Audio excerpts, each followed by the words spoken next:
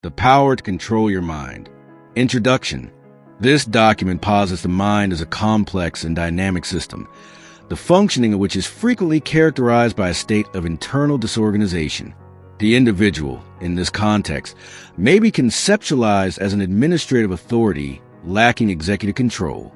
Cognitive processes, such as thoughts, may be observed to operate in an uncontrolled and chaotic manner. States of anxiety are often manifested as a culmination of cognitive traffic, while instances of anger may be likened to explosive events within a confined space.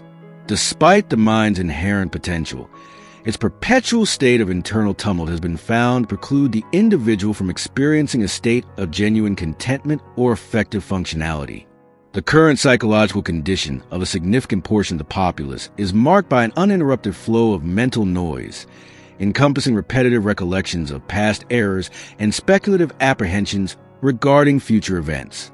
This condition results in the subjective experience that one's cognitive processes are the dominant force, thereby dictating emotional states, behavioral patterns, and overall well-being.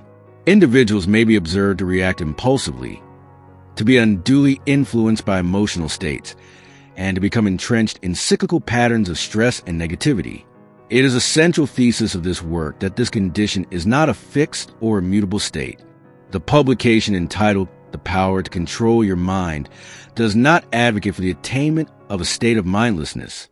It is not an instructional manual for cessation of cognitive activity or the development of an emotionless state. Instead, it constitutes a pragmatic guide for the reclamation of one's mental autonomy. The objective is to transition from a position of mental subjugation to one of self-governance. The mind is herein defined as an instrument which, like any other tool, may be refined, directed, and utilized for the deliberate construction of one's life, rather than for the generation of internal disorder. Upon the completion of this document, the reader will possess an understanding of the fundamental mechanics of their own cognitive apparatus, including its operational principles, its potential for self-sabotage, and the methods by which one may assume a position of command. The methodologies presented are predicated upon established scientific principles and are designed to facilitate the reduction of internal cognitive chatter, the regulation of emotional responses, and the focused direction of attention. The content will explore the processes of observing one's thoughts without becoming enmeshed within them, selecting a deliberate response in lieu of an impulsive reaction, and cultivating an intentional mindset. This endeavor represents a journey towards self-mastery. The process will necessitate sustained practice, patience, and a willingness for introspection. The resulting benefits are considered to be of profound nature, including, but not limited to, a state of enhanced internal tranquility, improved cognitive focus, and the unwavering conviction that one possesses a capacity to navigate life's challenges with mental clarity and resilience. The authority to control one's mind is a potential that resides within each individual, and this work provides a means by which this potential may be realized. The commencement of this process is now at hand. Part 1. Understanding the Untamed Mind. Imagine for a moment that your mind is not you, but a complex, autonomous machine. For most of us, this machine runs on its own, churning out thoughts, memories, and worries without our conscious direction. This part of the book is about understanding this machine. Before we can learn to steer it, we first have to understand its default settings, its quirks, and the powerful forces that shape its behavior. Think of this as the user manual you never received for your own brain. Chapter 1. The Mind's Default Mode. Our brains are incredible problem-solving machines. They are constantly trying to anticipate threats, conserve energy, and make sense of our world. But what happens when there are no immediate problems to solve? Most people assume the mind simply goes quiet. The reality is quite the opposite. When you're not actively focused on a task, whether you're in the shower, on a walk, or lying in bed, your brain defaults to a restless, wandering state. This is the state of the default mode network, DMN. This network is a collection of brain regions that become active when we're not engaged in a specific task. Its job is to think about the past, fret about the future, and engage in social comparisons. It's the engine behind what's often called the monkey mind, a constant chattering stream of thoughts that jumps from one idea to the next without a clear purpose. It's like a monkey swinging wildly from branch to branch, unable to settle down on a single thought. The DMN is the reason you might find yourself reliving an embarrassing moment from high school while washing dishes, or worry about a project that's due in a month while driving to work. It's always on, constantly rehearsing old conversations and generating new fears. The problem isn't that these thoughts exist. It's that we often get swept away by them, treating every fleeting idea as an urgent command or profound truth. The tyranny of rumination and worry. The most common output of the default mode network is rumination and worry. Rumination is a tendency to obsessively think about negative events from the past. It's that constant replay button in your head, dwelling on mistakes, perceived slights, or what you should have said. Rumination is a mental trap because it tricks you into believing you're solving a problem when you're actually just reliving the pain. It's like picking at a wound and expecting it to heal. The more you ruminate, the deeper the neural pathway becomes, making it even easier for your mind to travel down that road next time. Worry, on the other hand, is the mind's anxious rehearsal of future disasters. It's a series of what-if scenarios that rarely, if ever, come to pass. You may worry about a presentation, about what a friend thinks of you, or about an impending financial stressor. Worry gives you the illusion of control, the feeling that by thinking about a problem, you are somehow preparing for it. But often, it's just a circular loop of unproductive anxiety that drains your mental and physical energy. Both rumination and worry are deeply rooted in our evolutionary history. Our ancestors' survival often depended on their ability to anticipate threats and learn from past mistakes. The brain that constantly scanned the horizon for danger and replayed every social cue was the brain that lived to see another day. However, in the modern world, this powerful survival mechanism has become a misfire. Our minds are still on high alert. Even when there are no tigers in the bushes or storms on the horizon, this constant state of mental preparedness is a significant cause of chronic stress and anxiety. Our minds are built to solve problems, but when they can't find any real ones, they start inventing them. The key takeaway from this first chapter is simple but crucial. Your mind's default state is not a reflection of your personality or a sign of weakness. It is a biological process. You are not a ruminator or a worrier by nature. You are simply the owner of a powerful machine running on its default setting. The good news is that you can override these settings. You can learn to be the conscious director of your thoughts, and the next chapter will show you how. Chapter 2, The Two Systems of Thinking. To truly understand how our minds operate, we need to look at how we make decisions and form beliefs. Think about your own day. When you wake up, you don't have to consciously think about how to stand or walk. You instinctively know how to make coffee, and you can drive a familiar route while lost in thought. But if you're asked to solve a complex puzzle or plan an intricate project at work, your mind shifts gears. It slows down, becomes more focused, and requires significant effort.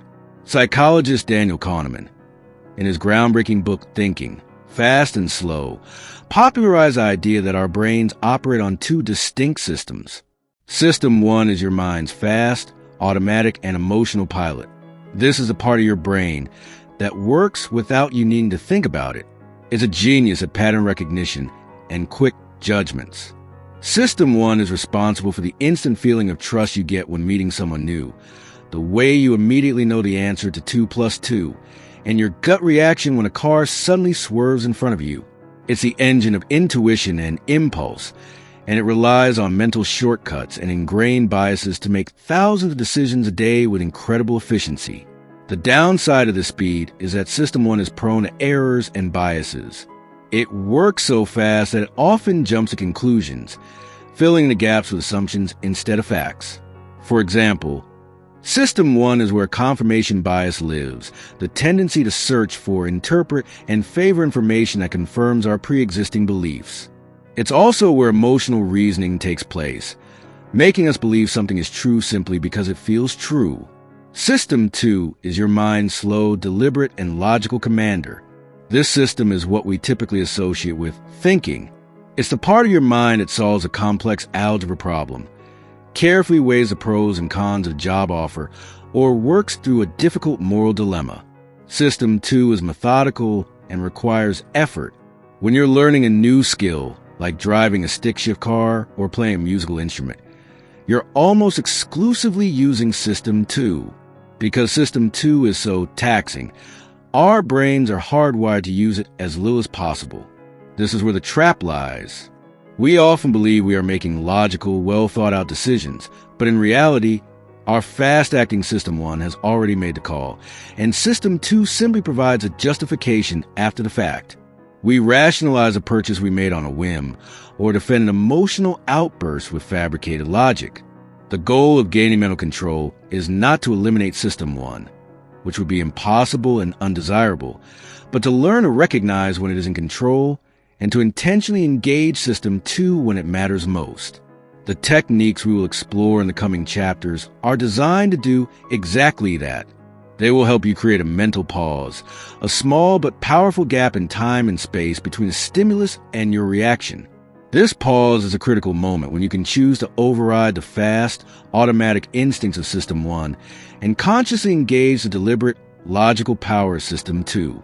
The first step to controlling your mind is to understand its dual nature. It is not a single entity, but a dynamic partnership. Your journey to self-mastery begins with learning how to direct that partnership, ensuring that the right system is in charge at the right time. Chapter 3. The Brain Plasticity and Your Power. For a long time, scientists believed that the adult brain was a static, unchanging organ. This view led to a pervasive and limiting belief that we are stuck with the minds we were given. The grumpy person will always be grumpy. The anxious person is destined to be anxious. But today, we know this is completely false. The brain is incredibly adaptable and can change and reorganize itself throughout your entire life. This ability is called neuroplasticity. To understand neuroplasticity in simple terms, think of your brain like a vast network of roads and highways. Every time you think a thought or perform an action, you're traveling a particular road. The more you repeat that thought or action, the wider and more established that road becomes. For instance, if your default is to worry about money, a neural pathway has been forged between the concept of money and the feeling of anxiety. Every time you worry, you are driving down that road, paving it, and adding more lanes. Over time, it becomes a multi-lane superhighway, a default route your mind takes with very little effort. Conversely, roads you don't travel on fall into disrepair. An old and used road gets overgrown with weeds and eventually disappears. This is the use it or lose it principle of the brain. The neural connections you repeatedly use become stronger, more efficient, and more automatic. The connections you ignore and neglect become weaker and eventually get pruned away. This is the most powerful and hopeful concept in this entire book. It means that you are not a helpless victim of your past habits. You are the architect of your own brain. You have the ability to consciously build new roads and let the old, unhelpful ones fade away. For example, if you consciously choose to practice gratitude every day, you are building a new neural pathway. At first, it might feel like a bumpy dirt road, slow, difficult, and unnatural. But with each repetition, you lay down a new layer of asphalt. Soon, it becomes a paved road. With continued practice, it can become a new superhighway for positive, grateful thinking, making it the new default. Neuroplasticity works on a cellular level. When neurons in your brain fire together, they wire together. This means that when one neuron sends a signal to another, the connection between them becomes stronger, making it easier for them to communicate in the future. By intentionally directing your thoughts, focus, and actions, you're directly influencing the physical structure of your brain. You are literally reshaping the pathways that govern your habits, emotions, and reactions. This is not a theoretical concept. It's a proven reality. Studies have shown that people who learn a new skill, like juggling or playing an instrument, experience measurable physical changes in their brains. Similarly, Individuals who engage in regular mindfulness and meditation practices show changes in brain regions associated with attention and emotion regulation. The techniques we will explore in the next section are not just mental tricks. They are tools for actively rewiring your brain. You will learn to star the old negative superhighways of attention and consciously build new, more productive ones. The power is in your hands. You may have inherited a mind with some default settings you don't like, but you have the power to change them. The rest of this book is your guide to doing exactly that, one thought and one action at a time. Part 2.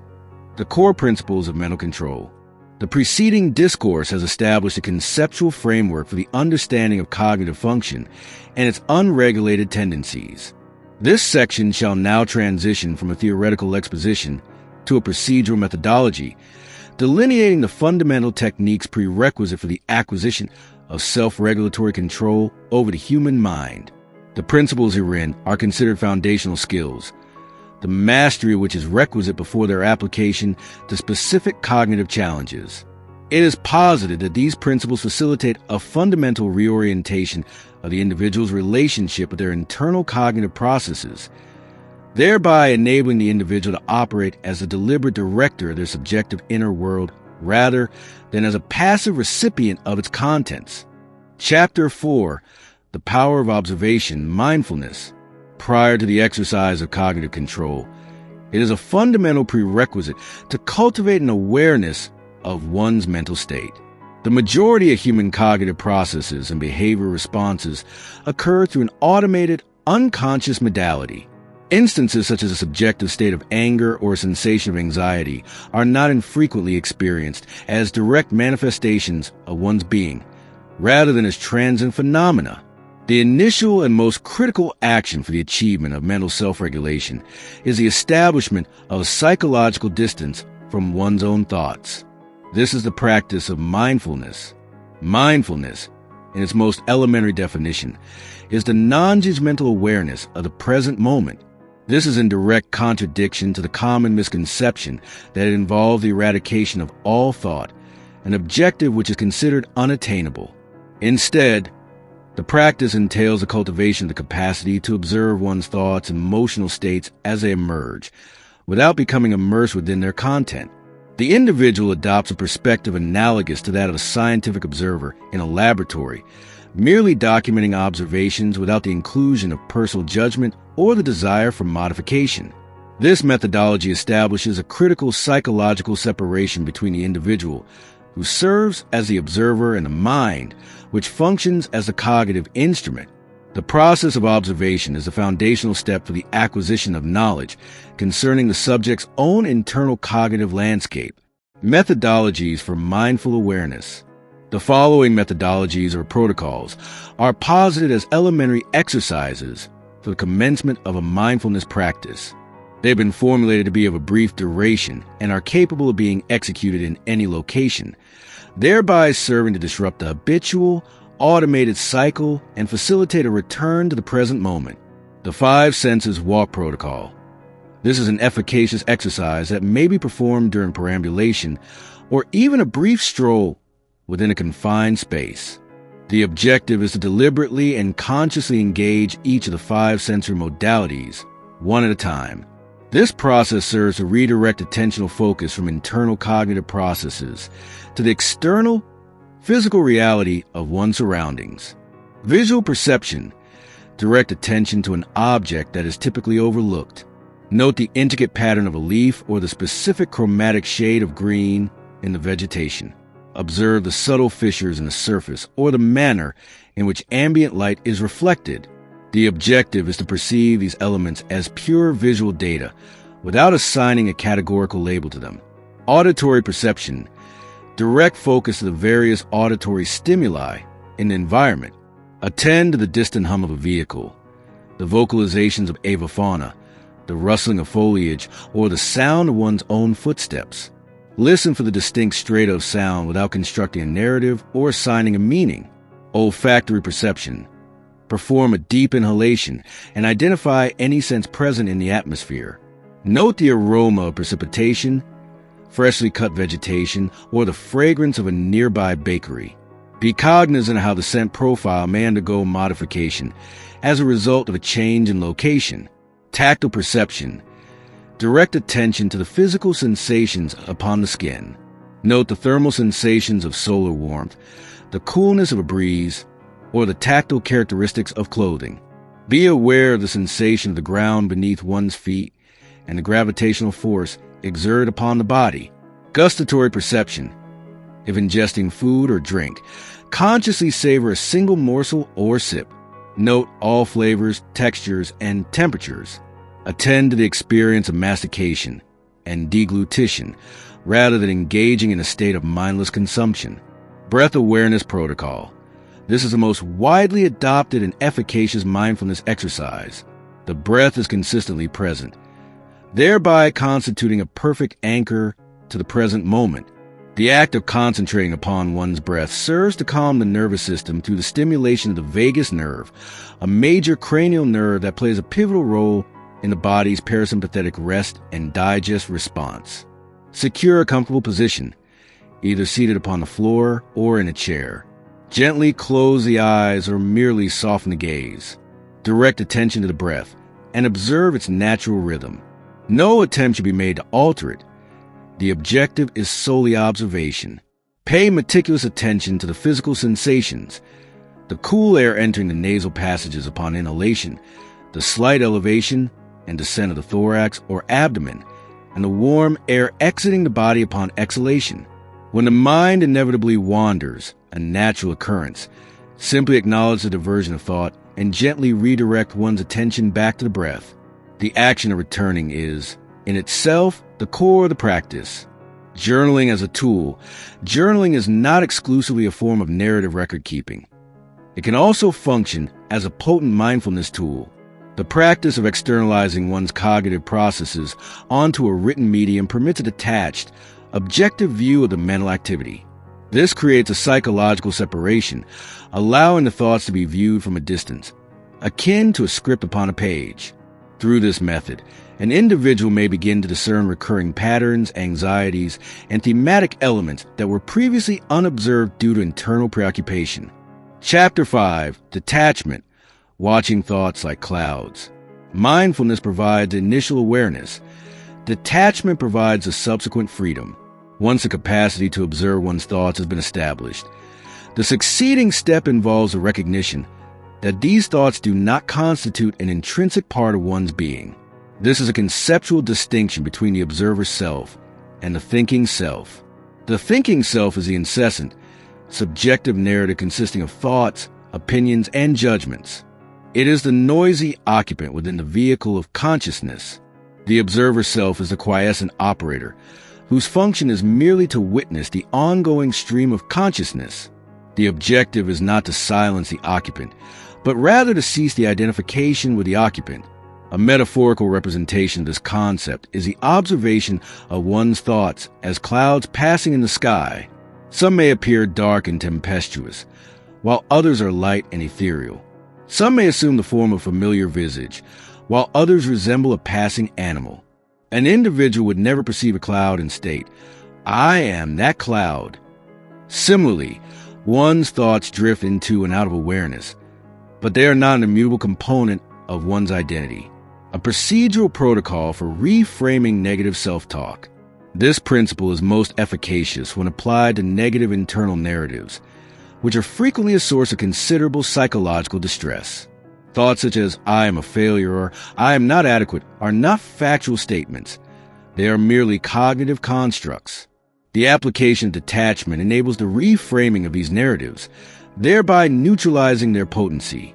The following is a simple procedural protocol. Identification of the thought.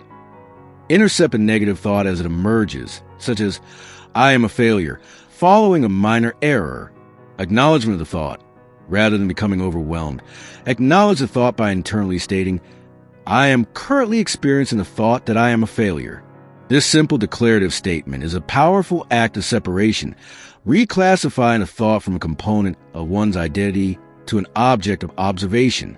Formulation of a detachment statement. Reframe the thought in a manner that establishes separation between the individual and the thought. For example, it is noteworthy that my mind is presenting the thought that I am a failure, or this is a thought that my mind has produced, but it is not a factual representation. This process places a critical psychological distance between the individual and the thought, thereby diminishing its power. It is not necessary to engage in a debate with the thought, to accept its validity, or to act upon it. One may simply allow it to pass, akin to a cloud in the sky. Chapter 6. Conscious Response, Not Reaction. The renowned psychiatrist and Holocaust survivor, Viktor Frankl, articulated a profound principle. Between stimulus and response, there is a space. In that space is our power to choose our response. In our response lies our growth and our freedom. This statement encapsulates the entire philosophical framework of this volume. The majority of human behavior is characterized by a state of reactivity.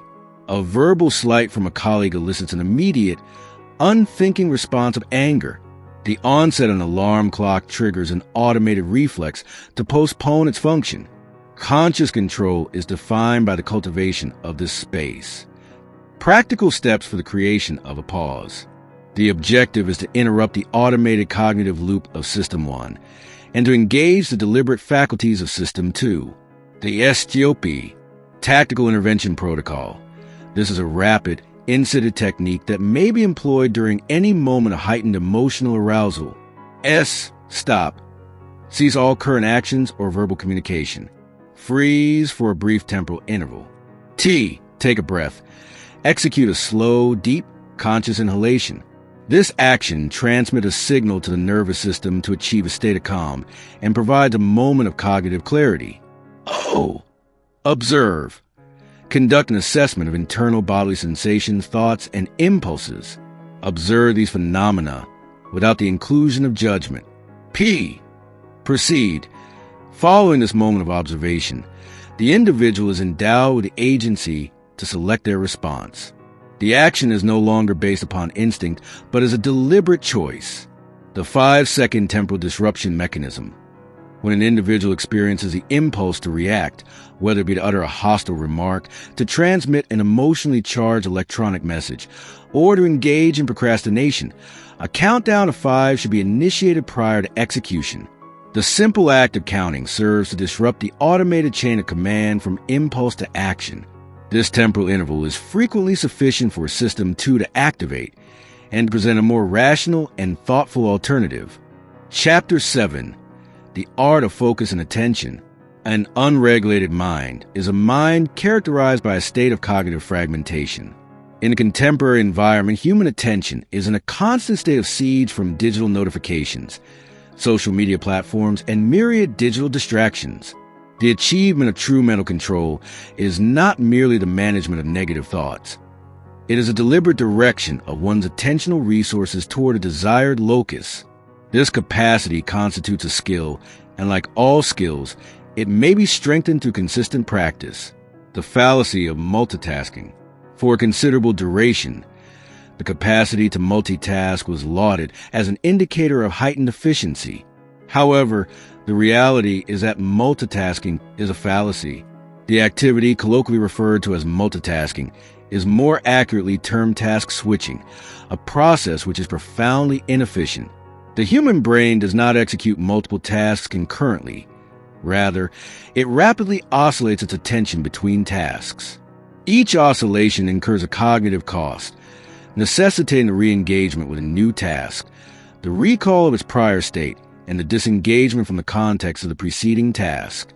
This process results in an elevated rate of errors, a reduction in performance speed, and a state of heightened cognitive fatigue. The analogy of a single processor computer attempting to execute a multitude of complex programs concurrently is an appropriate representation of this phenomenon, the efficacy of single tasking and deep work. The corrective measure for cognitive fragmentation is single tasking. This is a conscious decision to allocate one's full, undivided attention to a single task at a given time. The more this practice is engaged in, the more robust the capacity for sustained focus becomes. The Pomodoro Technique. This is a structured temporal framework for the training of attentional focus, particularly for tasks of a complex or challenging nature. Select a single task for execution. Set a timer for a duration of 25 minutes. Work on the selected task with complete focus without any digital or external distractions. Upon the expiration of the timer, a brief respite of 5 minutes should be taken. After the completion of 4 such pomodoros, a longer respite of 15 to 30 minutes is recommended. This technique conditions the brain to sustain focus for a specified period and assists in the surmounting of initial resistance to difficult tasks. The manipulation of environmental variables for the mitigation of cognitive fragmentation. The external environment is a significant determinant of one's capacity for focus. To achieve mastery of attention, it is imperative to exercise control over one's surroundings. All notifications on electronic devices should be disabled. Unnecessary tabs in web browsers should be closed. The use of digital tools to block access to distracting websites is a form of proactive self-regulation. The individual should communicate their need for a period of uninterrupted focus to others in their vicinity. Through the application of these core principles, mindful awareness, detachment, conscious response, and directed attention, the individual is not merely learning to manage their mind. They are actively engaging in its reorganization. This constitutes the bedrock upon which all other forms of mental mastery are constructed. Part 3. Applying mental control to key life areas. In Part 2, you learn the foundational principles of mental mastery: observation, detachment, conscious response, and focused attention. These are the tools you will use to build your mental fortress. Now, in this section, we will take these tools and apply them directly to the key areas of your life where they will have the most significant impact. You will learn how to use your newfound skills to conquer anxiety, manage difficult emotions, overcome procrastination, and cultivate a truly positive mindset. Chapter 8. Conquering Anxiety and Stress. Anxiety and stress are not just feelings. They are a physiological and psychological loop. Your mind, operating on its default setting, anticipates a threat. This anticipation triggers your body's fight or flight response, an ancient survival mechanism designed to protect us from physical danger.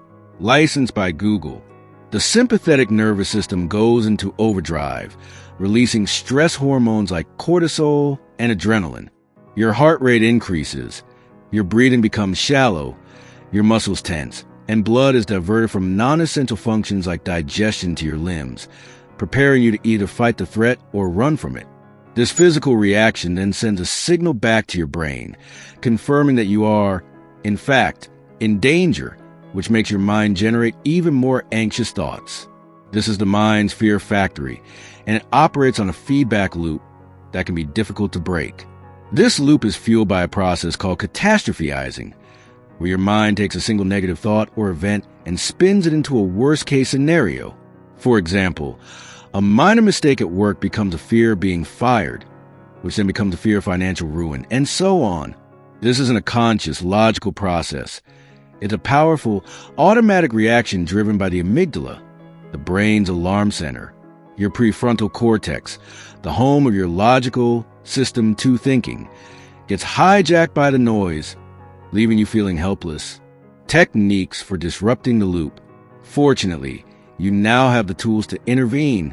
By using the principles of mindfulness and conscious response, you can disrupt this loop and calm your nervous system. Breath work for calming the nervous system. Your breath is the single most powerful tool you have for directly influencing your nervous system. When you are anxious, your breathing is short and shallow. This erratic breathing pattern reinforces the danger signal to your brain. By consciously changing your breath, you can signal to your body that you are safe and trigger the parasympathetic nervous system, which is responsible for the rest and digest state. The long exhale in particular is what stimulates the vagus nerve, a key component of the system. A longer exhale lowers your heart rate and signals to your brain that the perceived threat has passed. The 4-7-8 breath. Inhale quietly through your nose for a count of 4. Hold the breath for a count of 7. Exhale completely through your mouth, making a whooshing sound for a count of 8. Repeat this a few times. This technique, developed by Dr. Andrew Weil, forces your nervous system to calm down, slowing your heart rate and redirecting your focus. Cognitive restructuring to challenge anxious thoughts. Anxiety often feeds on irrational or exaggerated thoughts. Cognitive restructuring is the process of using your system two mind to challenge the faulty logic of your system one fears. This technique is about becoming a detective of your own mind, searching for facts rather than accepting a fear-based narrative. Step 1. Identify the thought. When you feel anxiety, pause and identify the specific thought causing it. Write it down in a single sentence. For example, a social anxiety thought might be, if I go to this party, I won't have anything to say, and everyone will think I'm boring and awkward. Step 2. Challenge the evidence. Now, put on your detective hat and look for evidence. Ask yourself, what evidence do I have that this is true? Have I been to a party before where I had nothing to say? Is there any evidence that people will specifically think I'm boring? Then, consider counter-evidence. What evidence do I have that this is not true? Maybe I'll find a single person to talk to. Maybe it's not about being the life of the party, just about showing up. Step 3. Reframe the thought. Based on your findings, create a new, more realistic and balanced thought. It doesn't have to be overly positive, just more accurate. For example, it's possible I'll feel a bit awkward at the party, but it's also possible I'll have a good conversation. My goal is just to attend and be open to the experience. This process forces your mind to move from an emotional, reactive state to a logical, deliberate one, and it helps you to regain control over the narrative. Grounding and visualization for a positive outcome. When anxiety is intense, sometimes you need to get out of your head entirely. Grounding techniques bring your attention to the present moment, anchoring you to reality. The 5-4-3-2-1 method is a simple and effective grounding exercise. 5. Acknowledge 5 things you can see. 4. Acknowledge 4 things you can feel. 3. Acknowledge 3 things you can hear. 2. Acknowledge 2 things you can smell. 1. Acknowledge 1 thing you can taste. This redirects your attention from the swirling thoughts in your head to the physical reality of your surroundings. Beyond the 5-4-3-2-1 method, you can use a physical anchor. This is any object you can hold and focus on to ground yourself. A smooth stone, a stress ball, or even your car keys can serve this purpose. By focusing on its texture, weight, and temperature, you anchor your mind to the physical world, breaking the chain of anxious thought. Your mind also can't tell the difference between a vividly imagined event and a real one. By using visualization, you can create a positive mental rehearsal that changes the emotional charge around an upcoming event. Close your eyes and vividly imagine the anxious event going well. See yourself calm, confident, and articulate. Feel the sense of accomplishment and relief. Do this for a few minutes each day leading up to the event. This exercise begins to build a new, positive neural pathway in place of the anxious one. Chapter 9. Controlling your emotions and building resilience. Anxiety isn't the only emotion that can feel out of control. Anger, frustration, and sadness can all feel overwhelming. Gaining control over your emotions is not about suppressing them. It's about understanding them and choosing a wise response. This is the essence of emotional intelligence, EQ, which is often a more accurate predictor of success and happiness than raw intellect.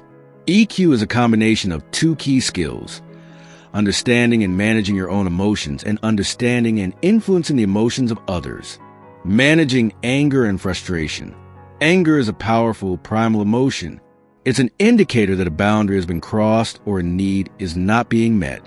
The key to controlling it is to create a pause before you react. This pause is the moment where you engage your system to mind. The emotional check-in. When you feel a surge of anger, take a quick inventory. Ask yourself, what am I feeling right now? Is it really anger, or is it hurt, embarrassment, or fear? What triggered this feeling? Is a rude comment a long day or a deeper-seated frustration? And what do I need right now? Do I need space, to communicate my needs, or just a deep breath. This simple pause, even just 10 seconds long, can prevent you from saying or doing something you will regret. Understand the triggers. Journal about your moment of anger. Look for recurring triggers. Do you get angry when you feel disrespected? When you're tired? When you feel like you're not being heard? Understanding your triggers allows you to see the emotion coming and consciously choose a different path, perhaps by communicating your needs proactively or taking a moment to de-stress before a known trigger.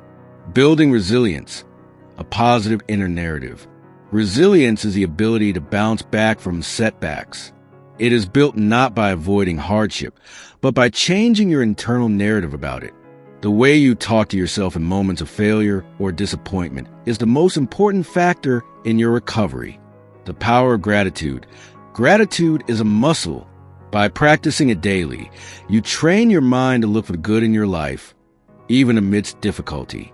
Keep a small gratitude journal where you write down 3 things you are thankful for each day. This simple practice can reshape your perspective over time, making it easier to find hope in difficult moments. It widens your view from a single negative event to the broader picture of your life, where many things are still going right. Reframe setbacks as lessons. An untamed mind sees a setback as a reflection of personal failure. I fail because I'm not good enough. A controlled mind sees as a lesson. I fail because of my approach, and here's what I can change. When something goes wrong, ask yourself, what can I learn from this? What is a single positive action I can take now? This shifts your focus from rumination to constructive action. Chapter 10. Unleashing your potential and overcoming procrastination. Procrastination is often misunderstood as laziness. In reality, it is a complex mental habit rooted in fear and perfectionism. The mind, faced with a difficult or overwhelming task, chooses the immediate, easy comfort of putting it off, rather than facing potential discomfort or failure. This fear can manifest as, what if I can't do it perfectly? Or what if people judge my work? The pressure to produce a flawless result can be so intense that the mind's best strategy becomes inaction. It is a protective mechanism, not a character flaw. Mind-controlled techniques for action. The solution isn't to force yourself to work. It's to outsmart the mind's resistance. Identity-based habits. Instead of focusing on what you need to do, focus on the type of person you want to be. For example, instead of saying, I need to write 1,000 words today, say, I am the type of person who is a writer.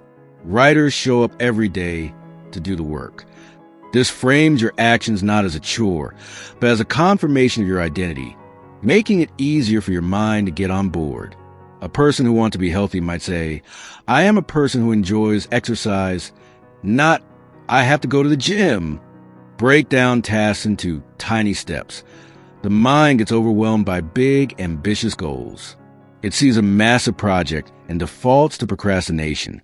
Break your large task into the smallest possible, non-intimidating steps. For example, a task like start writing my book is daunting, but open the Word document is easy. Write a single sentence is even easier. For a task like clean the house, a tiny step might be put one item away. For a workout, it could be put on my workout clothes. By starting with a tiny, manageable action, you overcome the initial resistance and build momentum. Chapter 11. The power of intentional thought. So far, we have focused on controlling and managing the negative. But true mental mastery is not just about what you stop doing. It's about what you start doing. It is a transition from passive thinking to active creation. You have the power not just to silence the noise, but to actively program your mind with the thoughts and beliefs that serve you. Affirmations and visualization. Affirmations. Affirmations are powerful statements you repeat to yourself to reinforce a desired belief. However, they must be used correctly.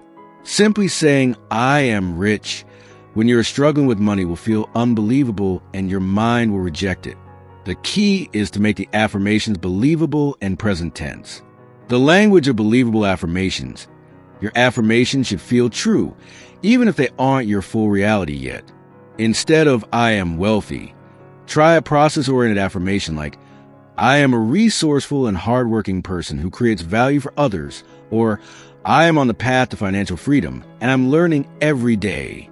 These statements are grounded in what's currently true while still pointing toward your goal. The power of "I am," using present tense statements like, "I am a confident and capable person," or "I am a focused individual," bypasses the mind's tendency to wait for a future state. It tells your brain to start behaving and thinking in that way right now. Visualization. Visualization is a powerful tool that uses your imagination to train your mind for success. Close your eyes and vividly imagine yourself already having achieved your goal. For example, if your goal is to land a new job, don't just imagine a job offer. Instead, imagine yourself walking into the office on your first day, feeling confident and competent. Imagine your new colleagues greeting you warmly, the sun shining through the window, and the feeling of excitement and belonging. Use all your senses. What do you hear? What do you see? How does the chair feel? To make the mental image as real as possible. This exercise is not magic. It's a mental rehearsal. It builds confidence, reduces anxiety, and makes you more likely to take the necessary actions to achieve your goal. By combining the principles of mental control with intentional thought and practice, you are not just managing your mind. You are using it to design the life you truly want to live. Part 4. The Journey of Lifelong Practice. You have come a long way. You now understand the untamed nature of your mind, the two systems that govern your thoughts, and the incredible power of your brain's neuroplasticity. You have also been introduced to the core principles of mental control and have learned how to apply them to common challenges. But this is not the end of the journey. It is a new beginning. Mental mastery is not a destination you arrive at, but a practice you commit to for life. This final section provides a roadmap for continued growth and leaves you with an empowering vision for the future. The habits you build now will serve as a foundation for the rest of your life, enabling you to navigate the inevitable challenges with grace and resilience. Chapter 12. Creating a personalized practice. The techniques you have learned, from breath work to visualization, are tools in your toolbox. The key to lasting change is to use them consistently, not just in moment of crisis. A daily practice, however small, is far more powerful than an occasional burst of effort. By weaving these habits into your daily routine, you are continually strengthening the new neural pathways we discussed earlier, making your controlled mind a new default. This is the essence of building a habit, the repetition of an action until it becomes automatic. Think of it as a form of deliberate self-programming. The daily routine, weaving practice into your life. A simple, effective routine doesn't need to take up a lot of time.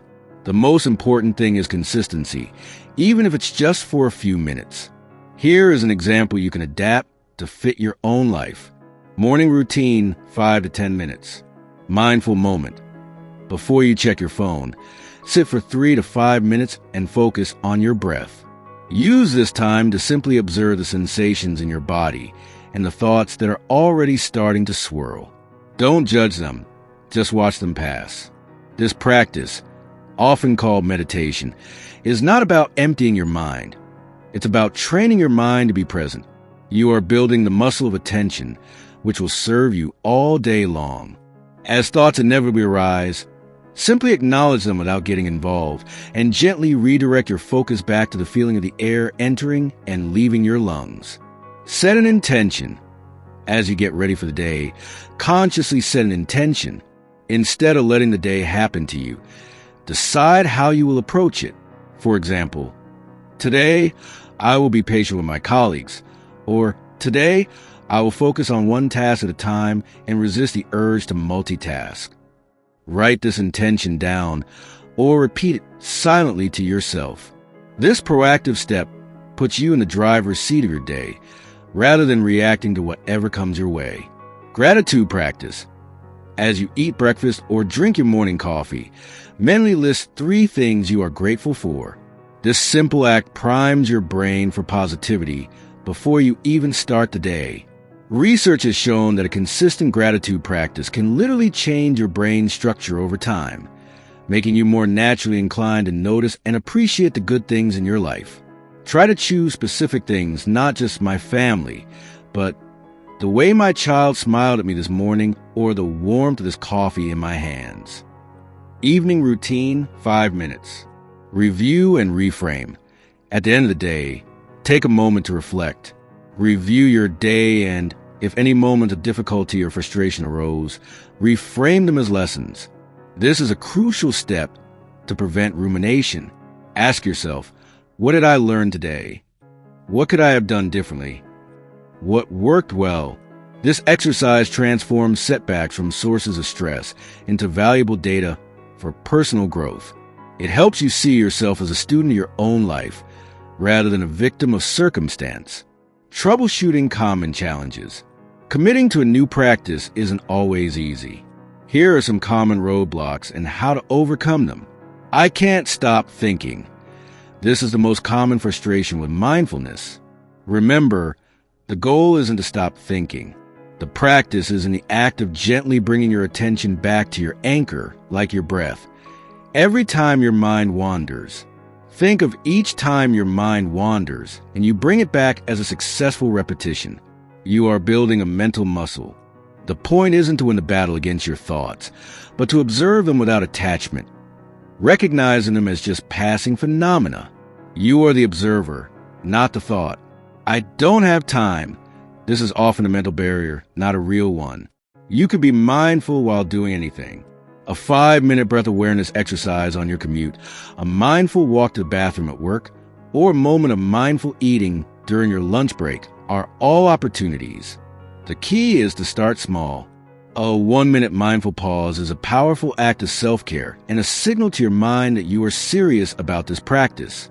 It's about finding tiny pockets of time and using them deliberately, not waiting for a perfect hour that may never come. I'm not doing it right. There is no right way to practice. The only wrong way is to not practice at all. Be kind to yourself. Some days will be easier than others. If you miss a day, don't spiral into self-criticism. Just start again the next day. The journey is about progress, not perfection. Chapter 13, Your Mind, Your Masterpiece. You now have the tools to live a life of intention and peace. You understand that your mind, default, is a chaotic stream of thoughts, but you also know that you can choose to become the conscious director. Let's briefly recap the key principles you have learned. Observation. You have learned to become an impartial witness to your thoughts, emotions, and bodily sensations. You now understand that you are not your thoughts. You are the one who is aware of them. This is a foundation of self-awareness. Detachment. By watching your thoughts like clouds, you have discovered the freedom of letting them go without judgment or attachment. This practice frees you from the emotional roller coaster of your own thoughts and allows you to respond to life with clarity rather than reaction. Conscious response. You have found the space between stimulus and reaction where your true power to choose resides. You can now pause, breathe, and choose a path that aligns with your highest self rather than being controlled by impulsive emotions. Intentional thought. You have moved from passively receiving thoughts to actively creating them, using affirmations and visualization to program your mind for success and resilience. You have learned that your thoughts are not just a reflection of reality. They are a powerful tool for shaping it. This journey of self-discovery is an ongoing one. Some days it will feel easy, and other days you will feel like you've taken a few steps backward. This is a natural part of the process. The important thing is to be compassionate with yourself and to return to your practice. Remember, your mind is your greatest tool. It is the engine of your creativity, the source of your resilience, and the foundation of your inner peace. For too long, you have let this tool run on autopilot. Now, you have the knowledge and the power to take the wheel. Live a life of intention, not impulse. Embrace the journey of lifelong practice. Your mind is your masterpiece, and now you have the ability to create it.